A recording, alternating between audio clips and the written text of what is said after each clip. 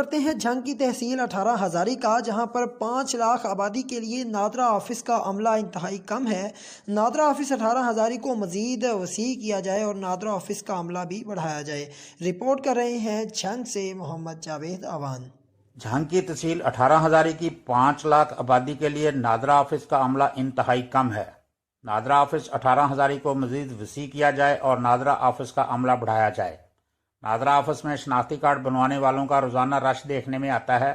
शनाख्ती card बनवाने के लिए औरतों और मर्दों को लाइनों में लगना पड़ता है।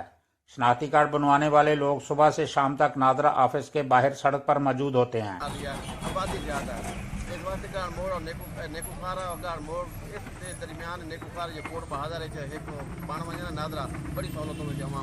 अठारह हज़ारी नादरा ऑफिस के मुलाजम नहायत खुश अखलाक हैं।